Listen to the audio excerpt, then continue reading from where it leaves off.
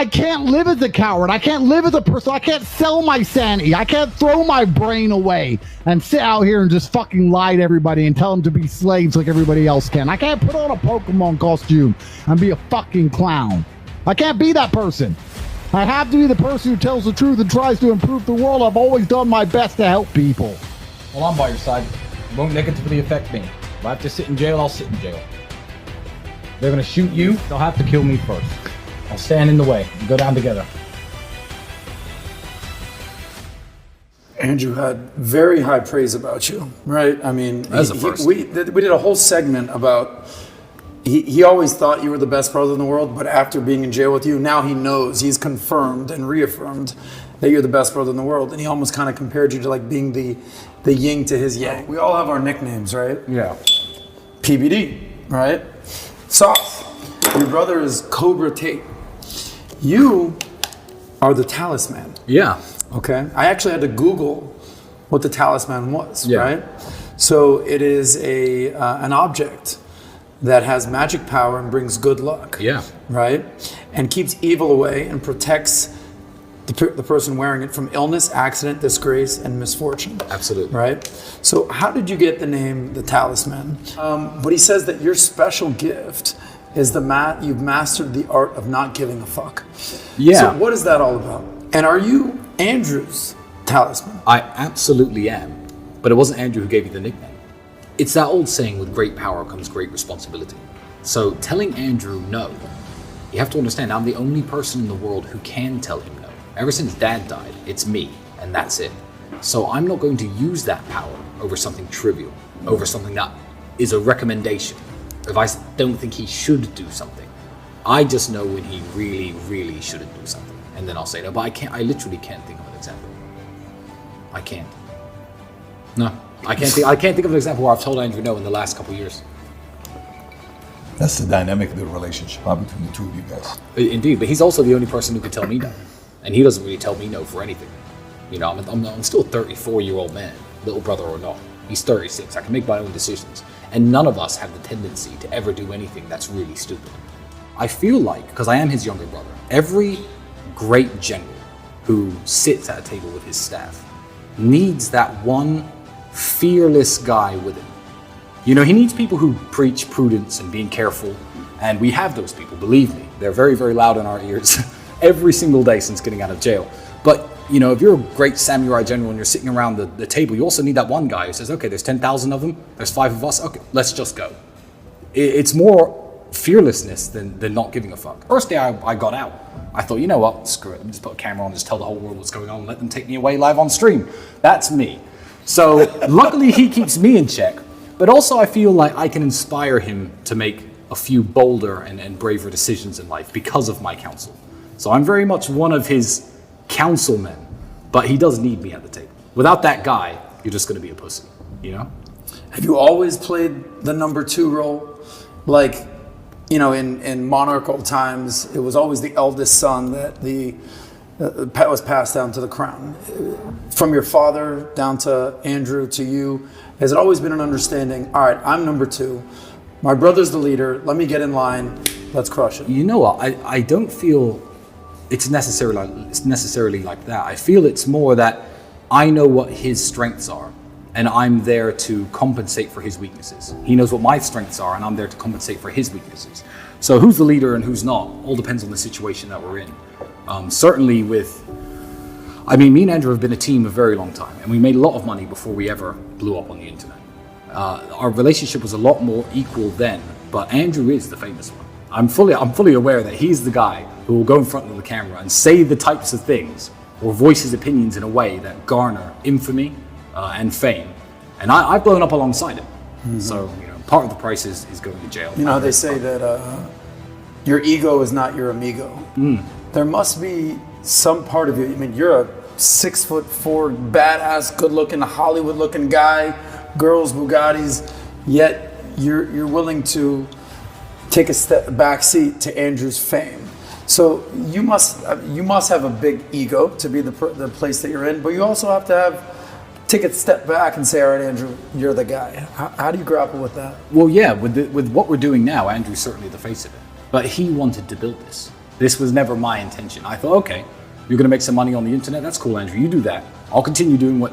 In fact, I'm going to interject with another story.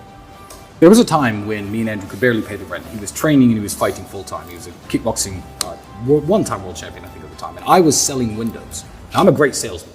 So I was bringing home 1,000 plus British pounds per week. I was at the time working in sales, and Andrew was just living off his fight money. So I would come home every day.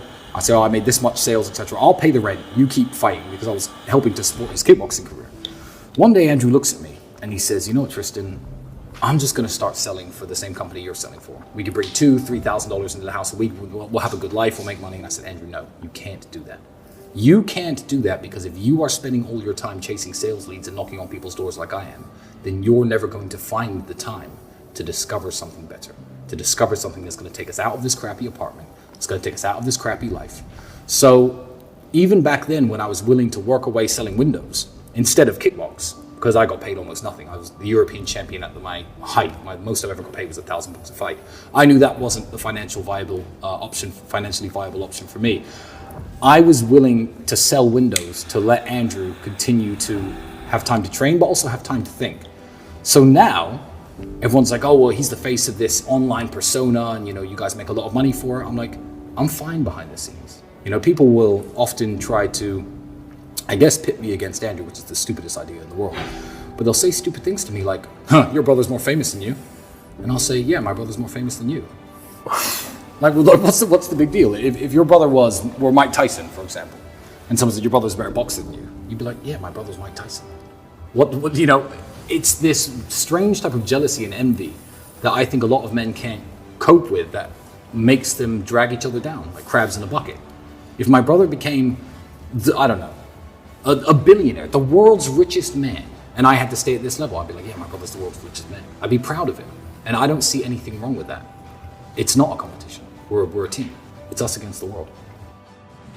But there are so many benefits that come with being Andrew's brother. It didn't upset me too much. No, I smiled about it. Where does this positive attitude come from? You could be the victim. Oh, Andrew, you did this. Yeah, you landed me in jail. Look at all our assets are seized. Yet, smile on your face, as gracious, just humble guy. Where did all this come from? It's always been the way me and Andrew are, and we've shared in our successes. The first time he became a millionaire, we celebrated. When I became a millionaire, we celebrated. When we bought our first supercar, we drove that home from the dealership together. So every single positive moment in my life, the first time we ever chartered a private jet, I remember we were just happy, drinking, having a great time on the plane. This is before he reverted, before anybody jumps on that drinking reference. But if you want to take all the good moments from having a relationship, a brotherly relationship like me and Andrew have, and then he becomes the world's most Googled man, one of the most influential men, I guess, in the world, and by default, he's attacked by the Matrix in a way that ends up with him being thrown in prison. I feel like I'd be more mad if I didn't go to prison with him. I'd feel like, I've taken all the good from being associated with Andrew, and, he builds me up and I build him up, and for him to be sitting in jail without me, it would just feel wrong.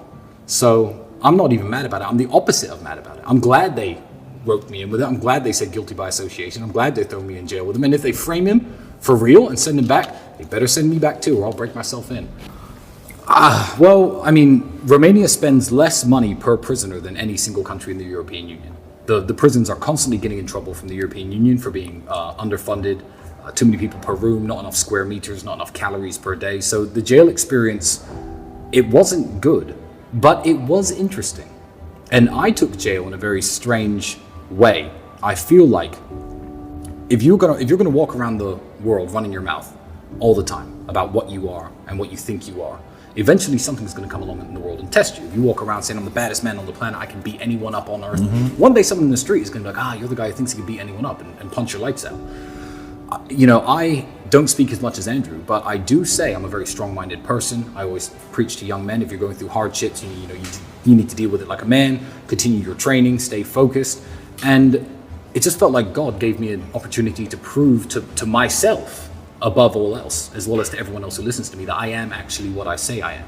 So coming out of jail, I'm almost grateful for the experience, as hellish as the environment was. As hellish as the environment was, you were grateful for it. Yeah, I'm grateful that my life has been very, very easy for the last 6 or 7 years. I retired from professional fighting when I was 28. The last sad thing that I guess happened to me was my father passing when I was 26 and a half. So I'm 34 now. I'm coming up 35. These things happened a very long time ago. I've increased in wealth. I've increased in fame.